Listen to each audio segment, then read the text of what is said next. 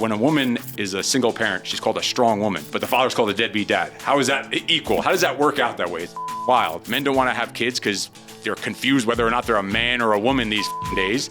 So fathers' homes to lack of presence of the father in home to now men not even wanting to become fathers. So where is the leadership there? It's going in the wrong direction. Household is like been flipped upside down, and that's where masculinity's gone into the shitter. Like we were meant to lead. That's what we were literally put on this planet for.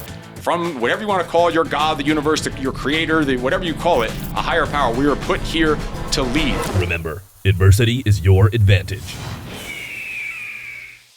Hey friends, welcome back to another amazing episode of the CEO Show with Bryce Henson. My dude, Steve Eckert, welcome to the show. What's up, brother? Looking forward to it. All right, you are a leadership expert, longtime friend. I want to dive into the past. So just call me the F word. I don't have many of those friends, so appreciate it. And now I have one friend, and we're friends. Cool. Look at that.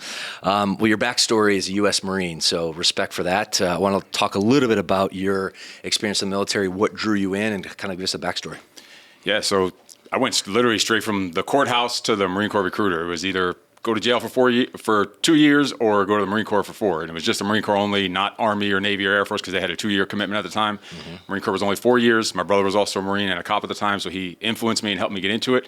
And that's pretty much how I got into it, was getting in trouble and needed some kind of reform. And luckily, the Marine Corps saved my life. But when it comes down to it and you think of the influence, people think, all right, you're a Marine. Yeah, that's a huge part of my identity, but that's 4 years out of I'm 46 years old. So think about that. It's only 10% of my entire life. So I take things from the Marine Corps. Like we'll do certain programs that we do and people say, oh, you're just reliving your Marine Corps time, things you didn't get to do in the Marine Corps. It's absolutely untrue because it's only 10% of my life.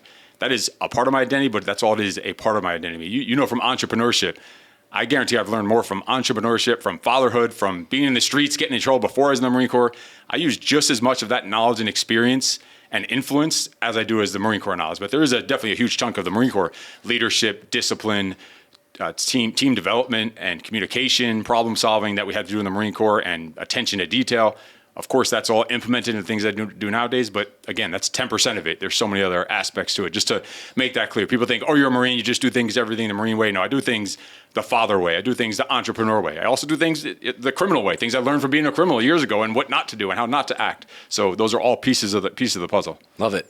When you look back, Steve, at that 10% of your life, but a 30,000-foot view, what would you say is probably the biggest learning lesson you learned from the Marines? Mentorship, having mentorship and leaders around you and learning to be a good follower so that you can learn to be a good leader. And you need to be a follower before you can be a leader. People just want to lead, but they've never learned how to lead by being a follower to someone who is a great leader. They want to do it themselves. They want to enforce standards before they actually ever even learn them or set them or live them. So it's being a great follower, I think, so that you earn the right to be a leader. People just want to be a leader. You have to earn that right. And it's the same thing as in the Marines. We say you have to earn the right to be a Marine every day. You have to earn the right to be a husband every day. You have to earn the right to be a father every day. You have to earn the right to be just a man every day. So I think that's it. Getting mentorship, knowing when to lead, knowing when to follow, and then on top of that, of course, discipline and attention to detail. How do you follow? It's finding the people who you align with and trust so that you know, because you don't know shit half the time. Like even at this stage, 46 years old, I don't know shit. I'm still learning every day, learning from my kids every day. So it's people that you trust and knowing that you have to have faith in certain people and kind of discerning who should you follow and who you shouldn't, and then having faith in that person to teach you. And are you going to go along with every single thing that every person teaches you? No, you're not going to align with everything they say, but you still can know what things to follow, what things align with your lifestyle. Like I've seen people who are so-called leaders and experts and social media experts, and they're teaching people how to make millions of dollars. And yeah, you want to make a shitload of money, but then he's going through how he makes millions of dollars, what his schedule looks like. And he's saying that he gives 2 minutes a day to his daughter because she's 21 years old and she has her own life. He has 30 minutes, like 3 times a week, to his 13-year-old son. The second I hear that, I no longer can listen to you. I can't be led by you. I can't learn from you because that doesn't align with the lifestyle I want to live. I have my own vision of what the lifestyle I want to live is. So I don't care how many freaking billions of fucking dollars you made. I can no longer really listen to much. I might learn a little marketing strategies here and there from you, but overall, big picture, to be a mentor to me, I can't because we're not aligned. So it has to be someone I'm aligned with and I can trust, and they're kind of where I want to be, living the type of life I want to live. Love it. One of the things you said in the previous conversation was about identity, and the Marine's only 10% of your identity, which is true, right? As entrepreneurs, you need to continuously evolve your identity. So you joined the Marine Corps, you had a storied career. Then you shifted gears into the fitness industry. You grew a 7-figure gym out on the East Coast of New York. And then from there, you spun off and established the Freak Father Alliance, co-founder of the Modern Day Night Project, a program called Swire, a program called LTD. So this has been your evolution, if you will. What has drawn you about teaching men to personally grow and develop themselves? Yeah, great question. Well, first off, when I was a kid, I learned everything I know now, all the success I have, the discipline I have, I learned a majority of that from my father, because that's where it all started, from a shitty childhood. Because I looked at my father and said, I want to be nothing like that man. So I'm going to use that blueprint as the exact opposite of how to be a great husband, how to be a great father, how to be a leader, how to make money, all the things that he didn't excel at. So I took that as a blueprint, said, this life sucks. I don't want to live that life my whole life, so I'm going to do the opposite. I do want to have kids. I believe that's what men were put here for, is to lead, to be fathers, whether it's your own kids or just fathering the community, being mentors. So I knew I wanted to have kids, definitely wanted to have a son. And I looked at what my father did and said, I'm going to do the exact opposite. I'm not going to raise a kid and keep that cycle going of negative male role models. I'm going to break the fucking cycle, and I'm going to lead my son a complete opposite direction. So we're kind of shift the tides the way just the whole world is going. I think that's what men were put here for, is to make this planet better. Like, we were put here to subdue the earth and bring order to the chaos. And the way we do that is by leading little people, creating future leaders, almost leading ourselves out of a job. And you know, it is in all these things apply, not just in the home, but in the workplace. You should be leading that same way, leading yourself out of a job, working yourself out of a job to replace you. Mm-hmm. And that's what I'm doing with my kids, and especially my son. And I think that's where it really started, is realizing that, all right, something's got to change here. This isn't the way to live. This isn't the way to feel or act, and acting out and doing stupid shit I was doing as a kid. Definitely not the way to do it. So then I started opening the gyms, like you said, and building the empire. Now it's totally shifted. All right, now I have to make money. This is what a man does. He provides. So I'm opening the gym and I'm working 18, 19 hours a day. You know what it's like when you first open up a studio and you're still 3 months behind in the rent. You're like, what the fuck? I'm working all day, 7 days a week. My son was just born, so I'm not even seeing my son, but this is what a man does. He grinds, and there definitely is a time for that hustle and grind. But about 6 months into having our gym open, and my son was just a couple months old, I came home on a Sunday at like 10 p.m. because I'm there all day. I'm literally doing everything, so my wife couldn't help out anymore, and my son is awake, so I'm actually getting to see him for a day. Normally I wouldn't see him for sometimes days at a time, because the times that I'm popping in and out of the house from running the gym, he's asleep. He's a tiny little baby, so he's napping or whatever. So I actually get to see him. So she hands him over to me and she snaps a picture. She's like, I'm going to take this picture to remind Tyson, when you're older, how hard you're working for the family. And she thought this was like kind of a morale booster, like a badge of honor. But I'm thinking, like, fuck, this is all I'm going to have to show for my kids. And this is what men think they need to do. So they build this empire and then neglect the things that they claim they're building the empire for in the process of building the empire. And it's just ass fucking backwards. So that's kind of the reason that one moment was like the turning point where I said, all right, it's time to, I want to make a shitload of money, but I have to figure out how to have this work-life balance, as you call it. Like time freedom, so you can be there to support, guide, and mentor your kids. 100%. And dude, I have so much respect for you, the way you lead yourself, the way you lead your family, the way you lead your community and empire. And interesting, talking about blueprints, both of us had a very poor blueprint of a father, but we decided, you know what, that's not the path I'm going to take. I'm going to go the completely different direction. And holy shit, man, like, it's just paid off with your life exponentially. Your kids are just amazing. Your wife's amazing. So I have a lot of respect for that. Taking a step back, and it's probably gone on for the last 15, 20 years or so, but I would say in the last 5 years from my perspective, I won't lead the witness, but there is a weakening of Western society. Men are soft. There's lack of leadership. There's a victim mentality. People are not taking care of themselves in terms of, shape and leadership. So from your perspective, what's the root of the problem right now? Why is Western society being weakened, if you will? And then what is the fix? Well, the reasoning why it's happening, that there's a whole nother discussion there, whether it's the government who wants to make men, someone out there, some higher powers want to make men weak for whatever reason, who knows? We can get into that, but that's not even the point. But where men are being medicated into submission, they are comforted into submission. Everything is just easier. Everything is instant. Like the internet is sure the internet's there, but learn to use it as a weapon, not as a weakness. And most men just scroll and waste time on technology. So they're comforted into submission. They're medicated into submission. And I think this laziness and this comfort overall, if you look at studies, it shows that the amount of the lowest levels of testosterone in men across the board in history. Like, how is that possible with all the knowledge we have about nutrition and fitness and supplementation and all this stuff, and the amount of men who use enhancements and stuff, and still the lowest levels of testosterone. I think low levels of testosterone is like a massive freaking problem, and that's the more tangible thing. The intangible reason for this is fatherless homes. There's also the highest rating of fatherless homes right now, the highest rating of divorces right now. 40% of kids are born into a single parent home. And then those 60% that are born in with two parents, over 50% of those 60% are getting divorced, and they're all going with the mother. So kids are over-mothered, they're under-fathered, they don't have positive male role models. They're taught, and no matter how badass a woman is, and I know that when a woman is a single parent, she's called a strong woman, but the father's called a deadbeat dad. How is that equal? How does that work out that way? It's fucking wild. It is wild. So and no matter how great, and I give women credit that there's some of them are forced to do that. There are fucking losers that are not good dads, and they're weak, and they're gone, they disappear. And my dad was one of them. Exactly. And my wife only met her father like once in her life. Same thing. Crazy. So they bounce and they're gone, and the woman has to do it. What else is she going to do? So she's forced to do that. But no matter what, she can't replace the role of a man, especially to her son, to show him how a man needs to act, because she's giving him a perspective of what a woman thinks a man should be rather than what a man actually should be. So that fatherless homes is the first thing. But then that goes into, all right, now what about those that have a father in the home? 80% of those, 90% of those, of the fathers that are in the home, the ones that aren't part of the 51% that got divorced, now we're down to a very small pool of people. 80, 90% of those are these comforted, lazy, weak. They're lacking fulfillment. They're lacking any kind of drive. They have no vision where they want to go. They're miserable in their work.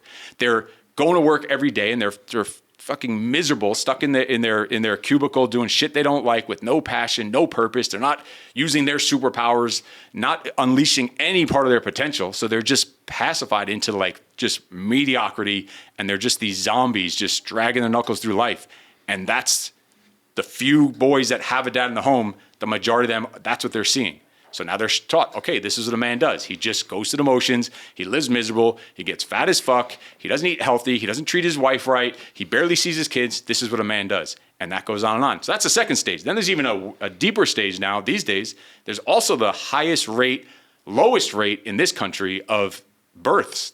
Men aren't even being fathers anymore. Now they don't even want to have kids.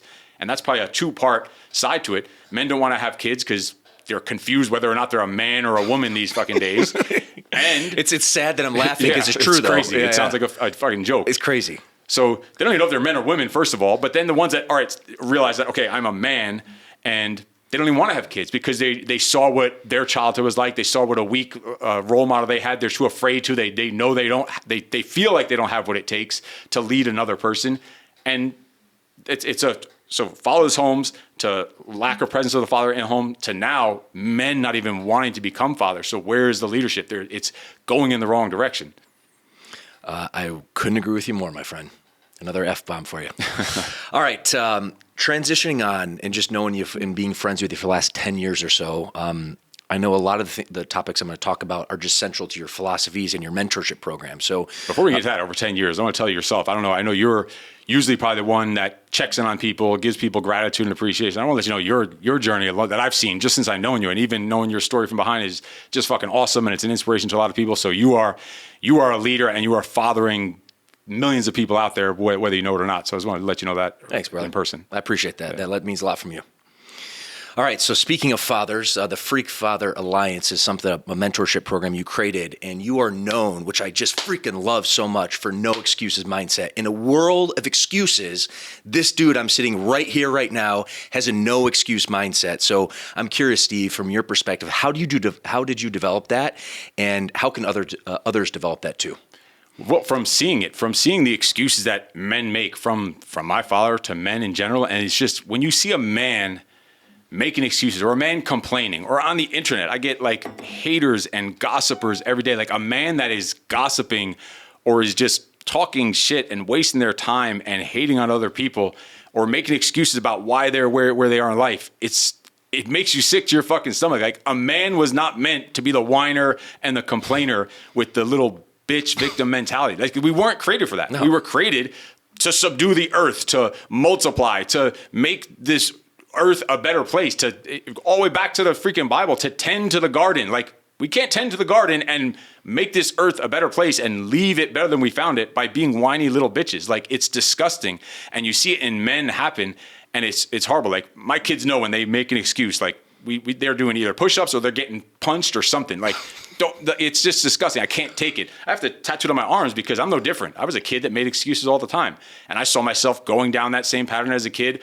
Say there's a race at school on field day. I'm already thinking before the race, what excuse could I make if I don't win? Because I expect myself to win. If I don't win, I could say I hurt my knee or I had a stomach ache, like, and start seeing that drifting into an adult. Like, hell no, like you got to snap the hell out of it and kill that inner bitch. It's just disgusting to me. And seeing that in men, and that's part of the problem. The men are making excuses why they're not where they want to be in life, why their relationships suck, why they're not making the money they want to make, why they hate their job, they hate their life. Like excuses are like, you don't like your job, you're not a slave. Go leave. You don't like the town you live in. There's a bus leaving every town, every hour, on the hour, every motherfucking day. Go and do something about it rather than sit and bitch and complain. Like I have a philosophy about work. You should be fast to work and even faster home, which is great. Meaning you should be going fast to work, not because you're late and you're behind the time, because you love what you're doing so much. You should be speeding to get to work. You can't fucking wait to get there to go and make an impact and of course make an income. But then when work's over, you're even faster going home because you can't wait to get back to your home rather than making excuses about why your job sucks, why your life sucks, why your house sucks. Like that whole mentality needs to be switched and do something about it if that's not the case. If you're dragging your ass to work, showing up late, half-assing it, going through the motions, making excuses about it, do something about it. If you're stopping at the bar before you go home from freaking work when you haven't seen your kids all day, and then you're making excuses and complaining and blaming your wife why your kids are acting up and they don't want to spend any time with you and they're doing stupid shit, going and smoking weed and doing dumb shit or whatever, and you're making excuses for it, do something about it. Stop fucking stopping on the way home. You should be speeding. You can't wait to get home. Like when I'm done with, I'm using my kids with me wherever I go, so I don't have to rush home. That's creating a life you don't need a vacation from, so you don't have to make those excuses. But when I'm not with my kids or not with my family and I'm on the road or something, I am fucking flying to get home. I am speeding, zipping through traffic. Like that's the way it should be. Like imagine living that kind of life.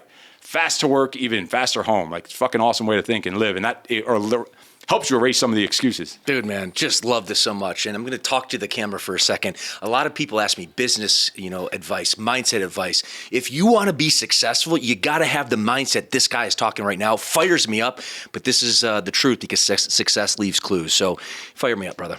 I want to circle back to leadership. What's your leadership philosophy? You can sum it up in a very, brief way. And from there, how would you say you've developed your leadership skills over the years? Because, dude, I look at you, and again, I want to reinforce, which is my leadership philosophy. Lead yourself, lead your family, lead your community, and you do that in spades. So what's your philosophy, and then how have you developed yourself to be an incredibly strong leader? Yeah, awesome question. So it really goes back to all those bits and pieces, those different percentages. Yeah, you could say 10% of the Marine Corps, but let's go before that. It's really all the stages we talked about. A shitty childhood. Taking that, reflecting on that makes you a better leader. Marine Corps makes you a better leader. After that, having just a regular job that I had in a gym makes me a better leader. Becoming an entrepreneur, working for yourself, building a team makes you a better leader. The number one thing I think that blew up the leadership, even more than entrepreneurship, which is crazy because it doesn't get any harder of learning about better lessons of a leader than entrepreneurship, is having kids. When I first had my kids, it's like, oh, this is what fucking leadership is. This is where it really counts. You used to be able to half-ass shit, slide around, sneak around corners and do stupid shit and go in and just claim you're a leader. But now it's time to actually be a leader. And because men think that, all right, I'm a leader means I'm in charge, I have followers, they follow me, I'm a great leader. That is level one. That's not even level one. Level one is fucking leading yourself first. Yes. First leading yourself so that you earn the right to lead others. But that's still not enough. That's only level two. Then we need to create future leaders out of those people that are leading us. And not just that, create future leaders who create future leaders. Now we're talking about impacting fucking millions. We're talking about shifting the tide of the planet when you start operating that way. And it starts with yourself. So you need to set the example, live the example, and then enforce the example, or set the standard, live the standard, and enforce the standard. Most men just want to go and enforce the standard. They go to their shitty job they hate. They go to the bar on the way after work. They watch a football game. They get home and watch a football game for like 4 hours and then start yelling at their kids about why they didn't do their homework. They didn't do their homework because you're a fucking shitty dad. That's why they didn't do their homework. Has nothing to do with school. Has nothing to do with anything else. You're a shitty dad because they just want to enforce the standards. They first need to set, and this goes with business too, nothing different. This is leadership across the board, whether it's fathering or entrepreneurship.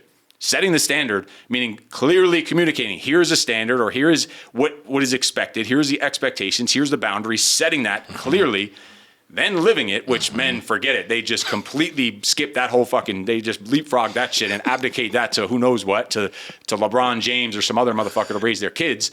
They skip that whole part of living the standard. Then you earn the right to enforce it. Until you set it, you lived it, you can't enforce it. Men just want to go and enforce it. So I think that's the leadership that I think is leading yourself so that you earn the right to get followers and then create future leaders who create future leaders. You do that by setting the standard, living the standard, and then enforcing the standard. Amen. All right, you talked about self-leadership, which again is my first principle in my leadership. We're kindred spirits here. And I believe that your physical fitness is probably the highest demonstration of your ability to lead yourself. And Steve, looking at you, you're a ripped dude. Looking at your family, your son Tyson's here. He's 13 years old, hadn't seen him in a while. I'm like, holy smokes. Ever since he's been a young boy, including your daughter as well, you've kept your family in physical shape. So how important is that to you in leadership?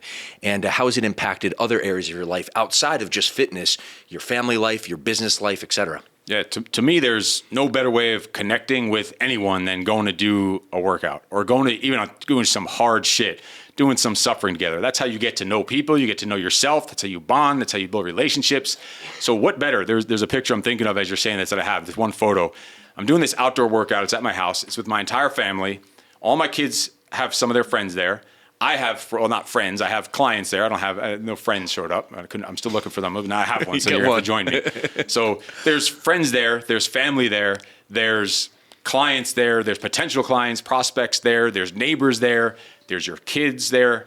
And you're all training together. You're also in the outdoors. Like, there's not much better use you can make of your time than that. Like it's like a force multiplier. And you're outside, you're suffering together, you're helping each other out. There's maybe some things you're not good at, you need some help with, something someone else got, you can go lead a helping hand.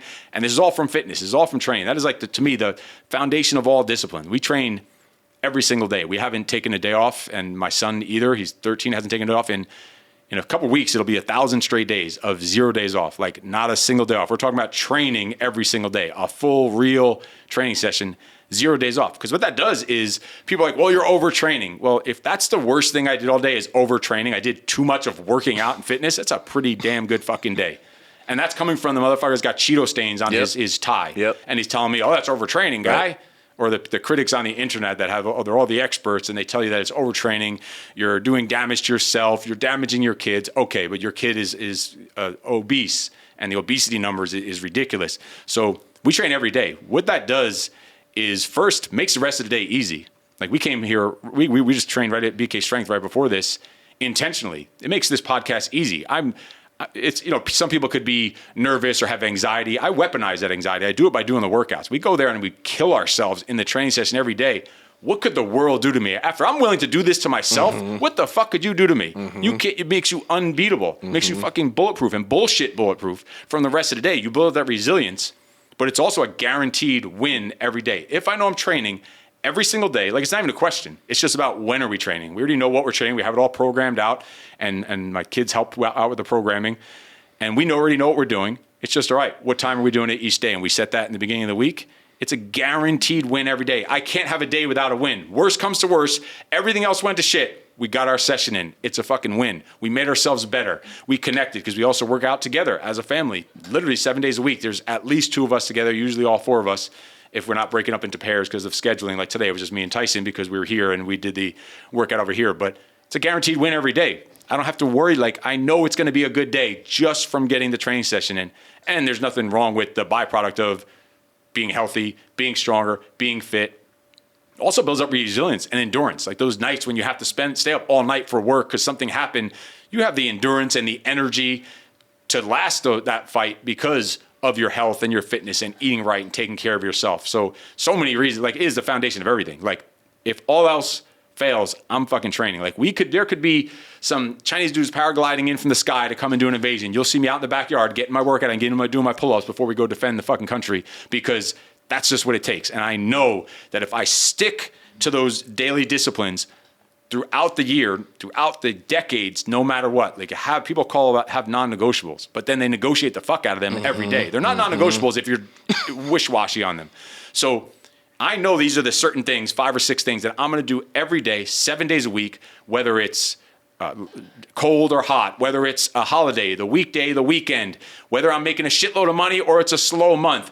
Doesn't matter. I'm sick. There could be coronas. There could be a death in the family. Doesn't matter. These things get done every day because that's what's going to get me through the highs and the lows, the peaks and the valleys, knowing that I have that shit under control. And that goes back to the self-leadership, but also the fitness 100% is the foundation of all that. Helps you hold it all together.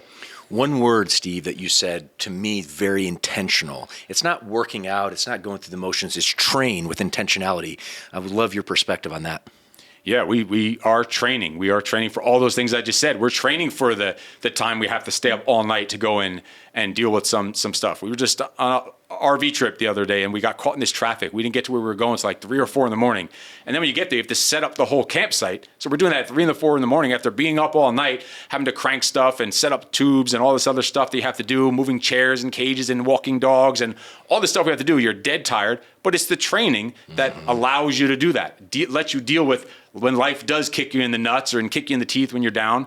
You're able to deal with it because you've built up that resistance. We are training for life. We're training for the shit that we don't even know is going to happen down the line.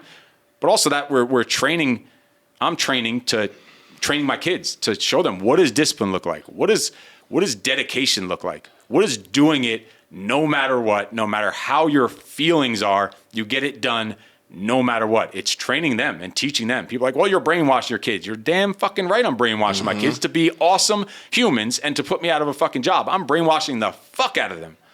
Hell yeah, man. Hell yeah. Hell yeah. I want to flip back to the masculinity conversation we had. We touched on it a little bit, but one of your, I guess, mechanisms in some of your training programs is masculinity mastery.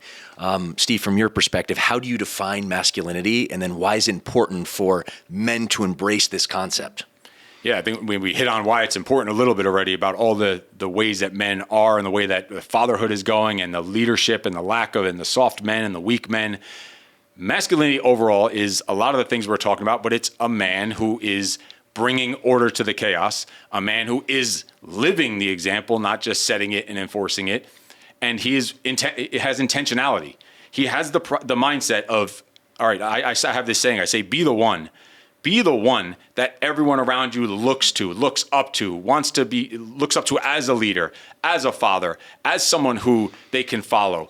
And that's what masculinity is. Men are meant to be leaders. That's what we were put here for. Like in the family, in the house, the whole idea of like a family in a home, the traditional household, is like been flipped upside down, and that's where masculinity has gone into the shitter. Like we were meant to lead. That's what we were literally put on this planet for.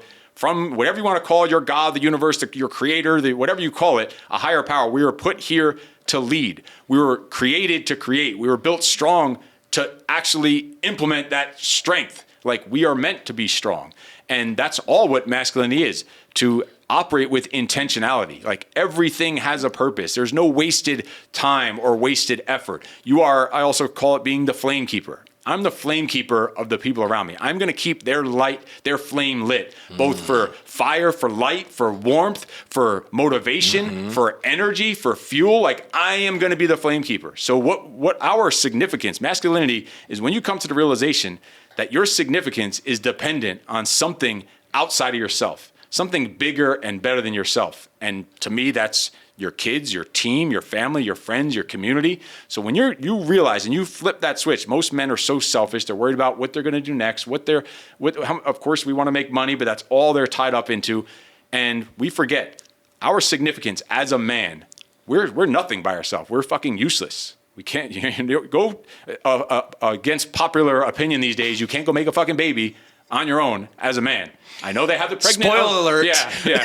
I know it's a fucking crazy biology lesson, and I'm probably wrong for that, but we are dependent. Our significance is crazy. I want to repeat it because to me, it means so much. Our significance as a man is dependent on something outside of ourselves. The second we realize that, like, that is masculinity. Subduing your ego, subduing your own self-interest. Now, that doesn't mean neglect your self-interest. Mm-hmm. That's still assuming you have those foundational daily disciplines done, because you do have to take care of yourself first before you can take care of other people. So I call it the masculinity kind of balance, the dichotomy is between selfish and selfless. Men either go to one far extreme end of the spectrum, and both of those are lacking in masculinity. Masculinity is when those two clash together, and it's more of a self-symmetry. So men think, all right, I'm supposed to be the leader and provider. I know I'm supposed to take care of myself, so I'm strong. So they go completely 100% selfish. Mm-hmm. They'll go to their jiu-jitsu class for 2 hours a week. They'll go to the gym for an hour a day. They'll maybe even work on their personal development. They'll go hang out with their friends because they need to socialize. And there's nothing left for anyone else because, that's what I'm supposed to do. I'm supposed to be working on myself, this mastery. That's what I'm taught.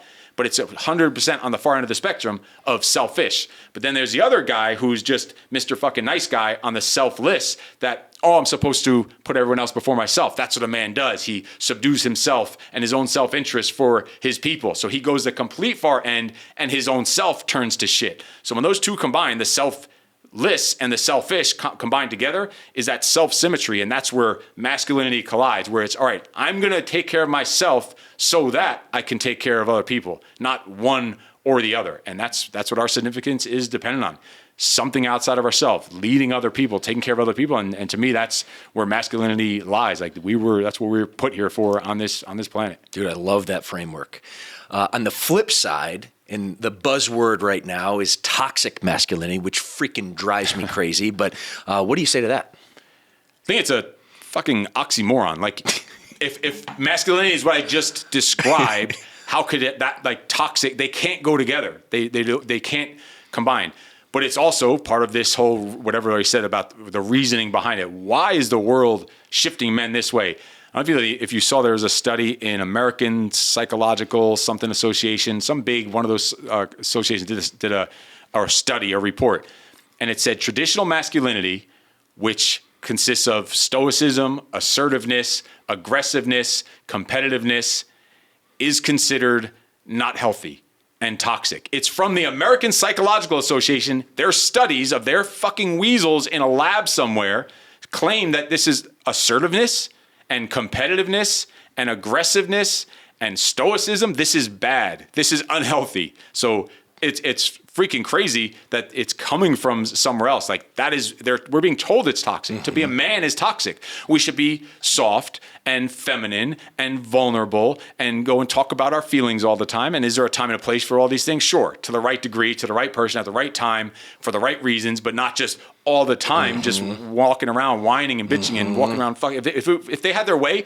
we would just be sitting here crying together, holding fucking hands, singing Kumbaya, talking about how we're in touch with our feminine sides, and that's what they want. I don't know why, I don't know what the reason is, but they want to control us for some reason, but that's a whole nother story. But toxic and masculinity can't go together. If masculinity is all those things I just described, mm-hmm. and that's what I believe it is, how could that be toxic? It's impossible for that to be toxic. Anything against that is toxic.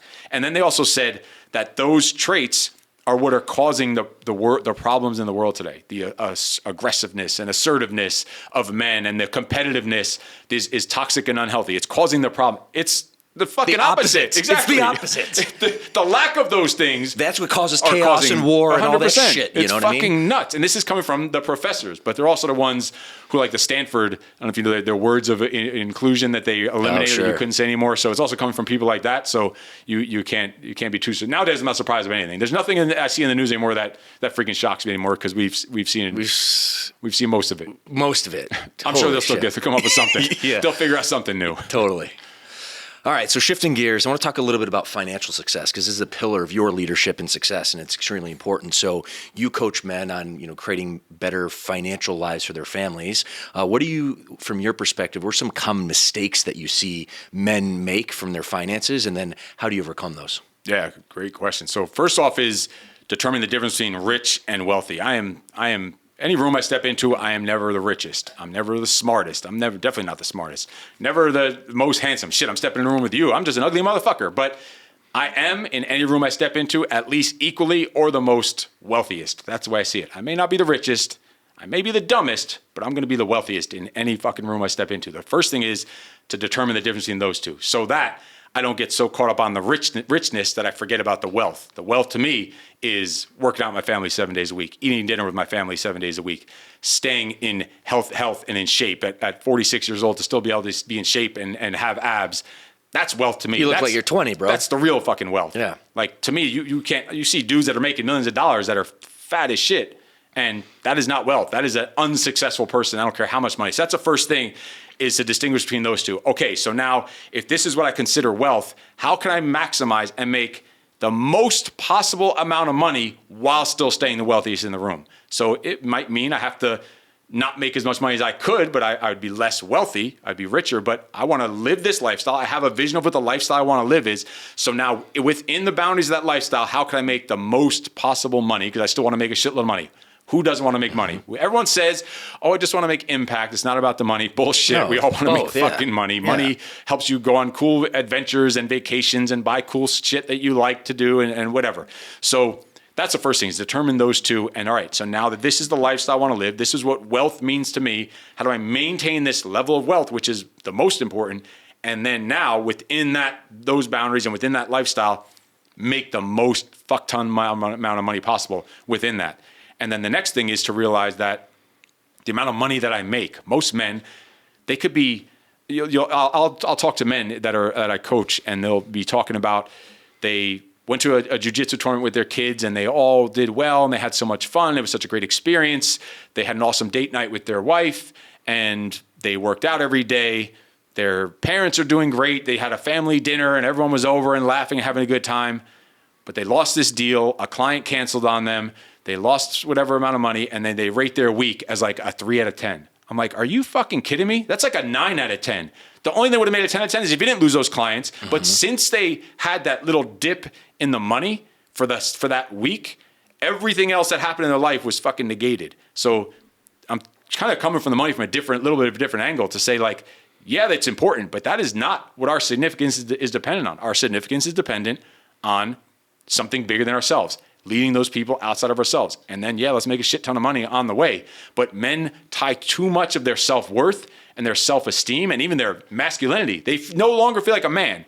They feel like a little bitch because they didn't make money for a week or even a down month or a down year even. Shit happens. Like, you have to be able to deal with that. Especially entrepreneurship. Oh, hell yeah. You could have a down fucking decade. But guess what? I'm going to keep grinding. I'm going to figure it the fuck out, and I'm waiting for that one thing to click because I know it's going to happen if I keep doing what I'm supposed to be doing on a regular basis. I know. I don't care how long the dip is. I'm happy every fucking day on the dips because I know what's coming on those peaks. But when those peaks happen, I'm still going to stay center so I don't get too high and complacent. I'm going to cut those peaks and valleys. So that's all ties into the money conversation, to realize your whole identity is not based on how much money you make. I know tons of people who have money that not only out of shape, but they're fucking assholes, or they don't spend any time with their kids, or they're on their 3rd or 4th marriage and they see their kids every holiday and that's it. That is not, they're rich, but if that's the cost that it takes to get that money, you can keep some of that money. I'll make a shitload, but within the boundaries of the lifestyle that I want to live. So not tying your identity to how much, not letting that drag you down, because then what that does is it spoils all that other good shit you did in that day or in that week. And it makes you then spoil all that, which makes you now have a shittier life outside of the money. And that makes you make even less money because you're never going to bounce back from it because you're now down. Oh, boo-hoo, poor little me. I lost a fucking client. I lost a deal. Shit, I've had days literally within a 2-day period where I lost over $30,000 of recurring money in 2 or 3 days as a solo entrepreneur. Like, that's a fucking massive hit. And what am I going to do? I'm going to wake up the next morning. I'm going to do my meditation, do my journaling. I'm going to do my breathing. I'm going to go do my workout. I'm going to have dinner with my family. And I know the peaks are coming again. And I know the peak ain't going to fucking last because it's going to come down. That's life. It's called being a man. So that's how money goes. No, not getting so tied up in it. Yes, I want to make a shitload of money, but it has to be on my terms, within my lifestyle. And I'm not going to sacrifice or neglect the thing that I'm claiming I'm making all the money for in the process of making that money. Yeah, I love that. I just look at it as a tool, right? It's an important tool. You can't neglect the tool that you need, but you can't live your life focused on the tool. Life is about vision. It's about impact. It's about, taking care of your family and your community. So very kindred spirits there. And faith and confidence in yourself, knowing that, all right, even when you're not having it, you have the faith in yourself and your abilities. Get it back. You're going to figure it out. You're going to get back and get more. Like this is just a learning lesson. And then knowing that when something feels like things are down or you're out or you're burnt out or overwhelmed or you're not making the money, that's usually that line drawn in the sand by the universe. Like, okay, motherfucker, are you ready for this next level? Because here's your test. You're going to have to earn that shit. No one's just going to hand you the next level. Like, you have to show that you're worthy of it. You have the resilience for it, and also that you're grateful for the level you're at. Because then we start complaining about the shit we have. When this dude is talking about how great his life is, but he had a bad week or a bad month with money, the universe is like, okay, motherfucker, now I'm just going to keep you in that cellar because you're just an ungrateful prick, not having gratitude and showing up, walking around all miserable and down the dumps when you have this awesome life. So now we're not going to give you that money back. We're going to keep you down there a little longer till you fucking realize and you start appreciating shit and actually put some energy and gratitude force back into the universe. Then the universe is gonna repay you. There's some karma to it also. Oh yeah. All right, next topic is more of a leadership principle, but I love about you is your level of preparation. And from my perspective, the separation is in the preparation. And just knowing you, I knew that you're going to be early. I knew your son was going to be here. So just completely dialed in, come down 15 minutes early. Here you are, good to go, ready to roll. And look we both come prepared with notes. We want to be able to deliver the most value we possibly can for our audience here today. So Steve, from your perspective, what's your relationship with leadership and preparation? It is 100% everything. And also preparing even when you have nothing to prepare for, because you never know that your next opportunity is usually coming from an unlikely source. It's going to show up on your doorstep when you weren't expecting it, and you better be fucking ready. So I'm going to always be ready. I have literally a thing called study my shit, and I do it a couple times a week. Literally just studying through my framework, studying through my story, studying through and then I'm just adding to it and journaling and writing. I literally do that a couple times a week, and my kids make fun of me because it literally says on my calendar, study my shit, literally. And so then when a podcast opportunity pops up, I'm ready for it. Dialed in, man. This one we've had a while before it, so even more time to just show up prepared, show up ready. Preparation leads to confidence. Confidence leads to courage. Courage leads to more confidence. It's just a loop nonstop, and preparation is a huge part of that. Oh, yeah. And I need to be prepared. There was a time we were at Operation Black Site, and also preparation lets you be in touch with who the fuck you are, like knowing what you stand for, knowing what you're about, being prepared for that, like really diving deep into that and reflecting on a daily basis. Reflection is preparation to me. So I reflect every day, and I'm writing about my day. How can I get even better? What did I do wrong? What did I do well? And then I'm writing about that. What thoughts are popping in my head so I can get even better every day? So that I'm so in tune about who I am, what I stand for, what my own frameworks are, how I lead, so that when an opportunity does pop up, so we were at Operation Black Site, and I was doing just the morning workout, and I had nothing else on the schedule for me until a few hours later, where I just assist in like the self-defense and fighting stuff with some badasses. And I finished running the workout, so now I'm kind of like, all right, the workout, I'm getting pumped up for the workout. You know, you're getting on that high, and now it's done. So now you're like, all right, you could take that breath. I'm not on the clock anymore. I'm not on stage anymore. Dan Fleischman, who we know, a gazillionaire, awesome man, entrepreneur, walks up to me right as I'm walking in, ready just to have my post-workout drink and sit down and hang out, watch some speakers, says, hey, you're going to go up on a panel right now. I'm like, oh, all right, cool. The panel is with me, Tim Kennedy, Michael Chandler, Tony Blauer, Dan is up there, and Tarzan. So these are all successful professional athletes, special forces, millionaires, tens of millions of followers, and then stupid old little ugly bald ass skinny white kid from New York, me, and you're going up on this panel. So not only am I thinking, I'm definitely not thinking, oh fuck, what am I gonna? I don't belong up there. Like those days are over. That would have been me a decade ago maybe, but right now it's not only like, oh, I am, okay, cool, and then I don't even know who's on the panel, but he tells me. Instead of thinking, oh, I don't belong there, or what if I say something stupid? I'm like, not only do I belong there, not only am I gonna fit in, I am gonna take that motherfucker over. Dominate, baby. I'm going to step up and stand out and be fucking bold and take risks and be my fucking self, because I'm prepared every day. I know that I'm prepared for it no matter what gets thrown at me, because I know who the fuck I am, what I stand for. I don't give a shit what people that don't matter think of me. So I'm going to go there, and I could just let loose and be myself and just be bold. I'm going to fucking take that motherfucking stage over. Doesn't matter who's up there with me. That's the mentality I have.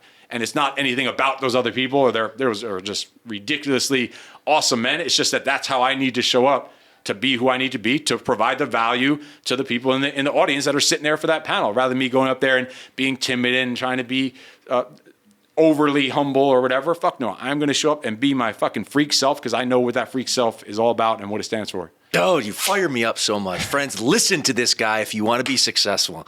Kindred spirits, bro. All right, last kind of overarching question before we transition to the bonus round. But Steve, if I look at your life, if I look at your career, there's a common thread that I pull, which is really creating impact for legacy. It's how you show up for yourself. It's how you show up for your family. It's how you show up for your kids. It's how you show up for your clients. When I look at you in your life, you are building a life for yourself, your family, and for a legacy that you want to leave for others.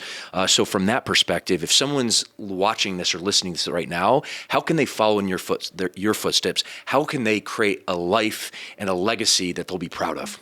I love the idea of legacy, and I think most men have it all wrong. They confuse goals with legacy. The legacy I'm leaving my kids, my legacy, I say, is character over cash. Yeah, I'm going to give them money. They're going to have shitloads of money if they want to, but on top of that, they might not have a dime. They're going to have a character. That is the legacy. I'm helping them build character. Better people, who they are, being disciplined, being just badass thinkers and so growth and far beyond anything I ever had. So that's the first step, is thinking about building character in them rather than just leaving them. Some people say, I want to leave them my real estate portfolio or whatever else. Do I have massive goals that are tied to money and growth? Fuck yeah. Like I have a vision, like the traditional term of way of legacy. I have this vision of my family having this massive compound where we all have several acres of our own, your own house there with your own kids. So all my kids are there and their family's there with their own house, their own properties, their own pets.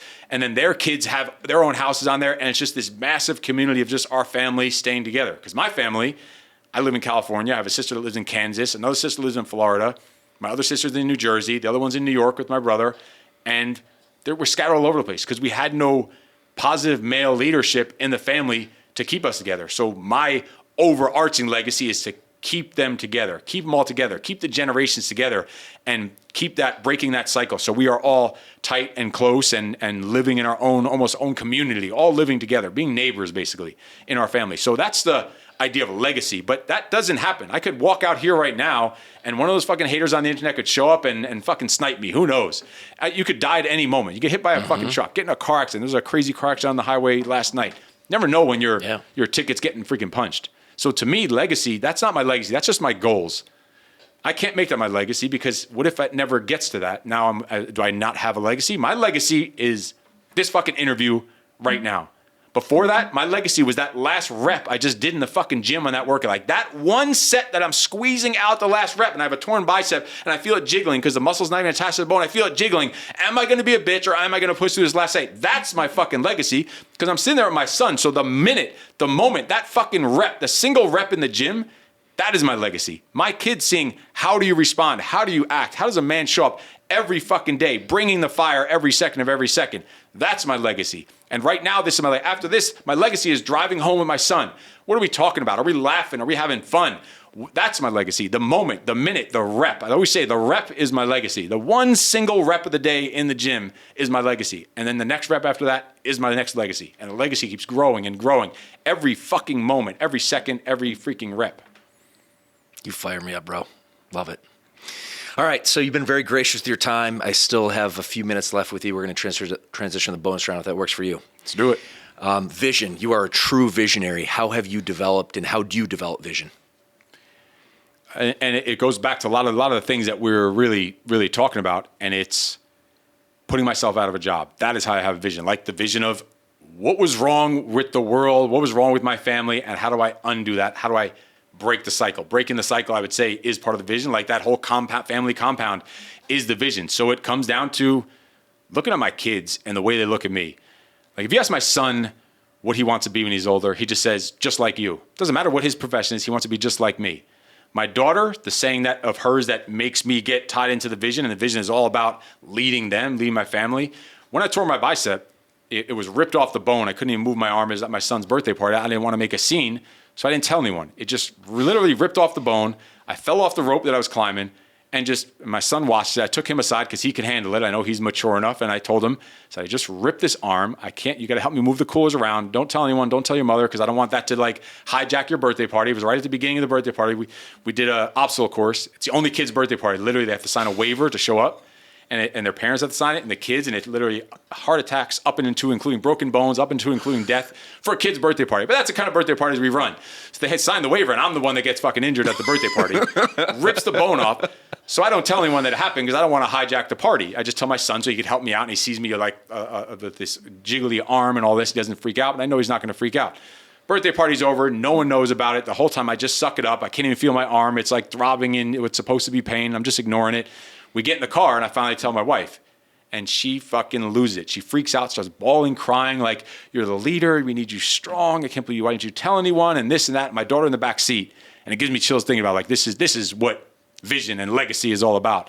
My daughter in the back seat says, Mommy, why are you crying? She's like, first of all, he should be the one crying because did you see his arm? Because it was like it's now 6 weeks after, so it's sort of coming back, but I can't even flex it. Look, that's me flexing it. It's crazy. And I just didn't decide not to get surgery. I'm just getting stronger on my own. We were doing full workout. But anyway, my daughter says, Mommy, why are you crying? She says, first he should be the one crying. Then she says, do you know who you married? Like, holy fuck.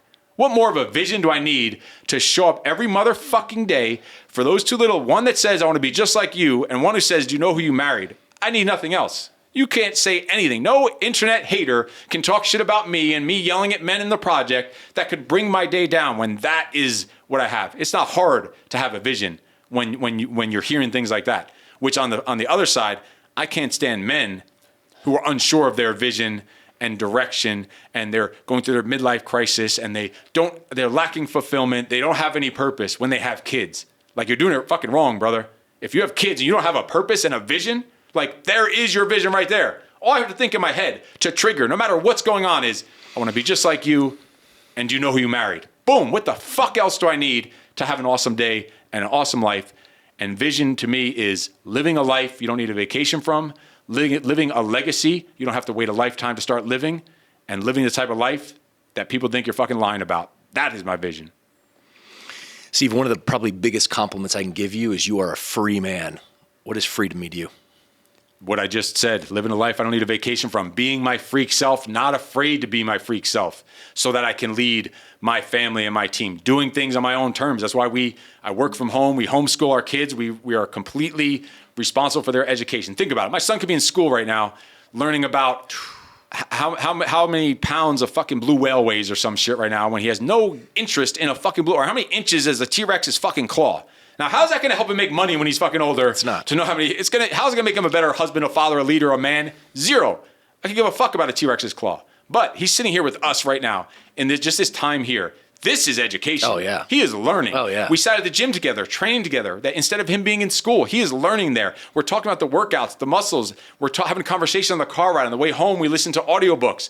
Right there is more he's getting in a month of school. Just sitting here listening to you talk for a few minutes is giving him more education than a month or a year, a fucking decade in school. So that is freedom. Living life on your own terms, marching to the beat of your own drum, having that idea, I call it your freak freedom lifestyle, knowing what your freak freedom lifestyle is, and then reverse engineering it and start doing the steps that you need to start living that way. And not waiting to retire. Like, I don't want to wait till I'm 65 or 70 and all shriveled up little raisin to start living my life. I want to do that now. So I'm going to get there as quickly as I fucking can right now. And whatever that means that I have to do, I'm going to do whatever the hell it takes. That is freedom. Being able to come here with my kid in the middle of the day I don't even know what day it is half the time, because every day is just fucking awesome. So it's awesome day is what it is. That is freedom. Living a life you don't need a vacation from. Love that, man. Who's your biggest hero and who's your biggest enemy? I don't even know. People could, the easy answer, I'm my worst enemy.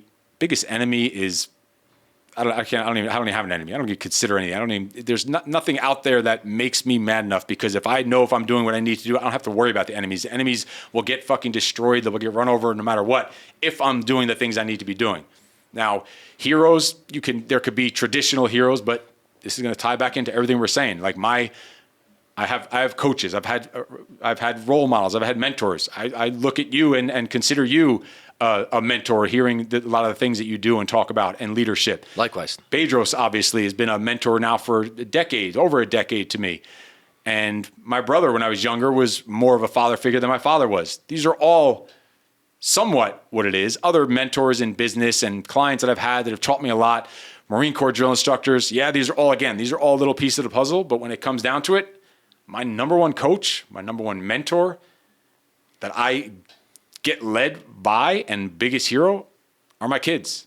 They teach me more than all of everyone else combined every fucking day. They are my coaches. They are my guides. They are my mentor. Their footsteps running to me when I come home from the house is my guide and my mentor. How fast are those footsteps coming to me when I show up at home?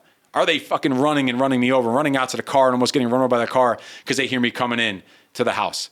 Those are my heroes right there, showing me how they're teaching me how to live, because I'm just a knucklehead. They're showing me how to live life. I ask them all the time, how am I doing as a father? I've never done this shit before, so how am I doing as a father? I asked my son just a couple of days ago, we were setting up to do our own podcast. Said, I forget what the episode was, because he records a podcast for me. He sets up the whole little studio in the house, and that's education for him too. He's sitting there like soaking it in. But I asked him, have I taught you enough? Say if I die today, have I taught you enough? Have I given you enough knowledge, enough of a foundation? Have you learned enough? Have I loved you enough to give you the foundation to be the type of man that you need to become, to be a future husband, a future father, a leader, and a man? Like, that to me is my hero. Someone that could give me that kind of feedback. Someone that's showing me, they're showing me how to freaking do it. Those are my heroes right there. All right, my friend, the title of this podcast is the CEO Show, the Chief Executive Officer Show. Steve, from your perspective, what does it mean to be a CEO? Be a father. The world needs fathering, and just because you have kids doesn't make you a father. Just because you don't have kids doesn't mean you're not a father. Like I said, you're fathering tons of people, and something I always have when I'm on podcasts, something I always leave with, being a CEO, if that means being fathers, you are fathering millions of people out there, Bryce, because you're leading them, you're making their lives better, you're making the world a better fucking place. And unless I don't know about it, I know you don't have any kids, right? I'm working on it, my friend. That's always my challenge when I come on a podcast. There's too many of the wrong people having too many kids, and too many of the right people like yourself not having enough kids. So that's always my challenge when I come on someone's podcast. First is they have to work out with me, and you've been in so many different events. Like we've already technically worked out together, so I didn't have to do that. But the other one is there's not enough good people having enough of the kids. My challenge is to someone like you. What does a CEO mean? It means be a father. It means go make some freaking babies. Yeah. And if someone can't do it, you know what? There's 20,000 kids in this country every year that turn 18 that were never adopted. Mm-hmm. They're literally in the fucking system till they're 18, 20,000 every year just pushed out into society, go be an adult, that were never adopted. So even people out there that can't have kids, being a CEO means being a father, a leader, and go father the people out there. Even if you can't, go adopt kids, go make some fucking babies. That's your CEO answer. I bet you never had one like that before, telling you to go make some damn babies, Bryce. I haven't, but challenge accepted. And come 2 years, come hell or high water, it's going to happen, whether it's natural or adopted. But I'm picking up what you're laying down. Hell yeah. Well, my dude, this has been incredible. In the case that you don't know my dear friend Steve, where can our audience find you on social and all that? It's not hard. I don't know. It's not hard to find me. Look for the guy on the internet with the bald, shiny white head that's reflecting and saying "fuck" a lot. Like, and if we're meant to cross paths, we are. It's not hard to find people these days. They could we'll collide when we need to collide. Love it. Before we shoot, I just want to thank you for being on the show and taking time with you and your awesome son to sit down and have a conversation with me. But way more than this, man, I just appreciate who you are as a person. I've said this a couple times, but you lead yourself, you lead your family, you lead your empire, and most importantly than that, your pursuit of excellence is just bar none. You set the standard. So I want to thank you for that. I want to appreciate you for being here, and nothing but love and respect, my friend. Hell yeah, brother. Well, friends, I know you got a ton of value from this episode. Assuming you did, two asks for you. Like this and share this with someone in need. Really appreciate that. And remember, adversity is your advantage. We'll see you in the next episode.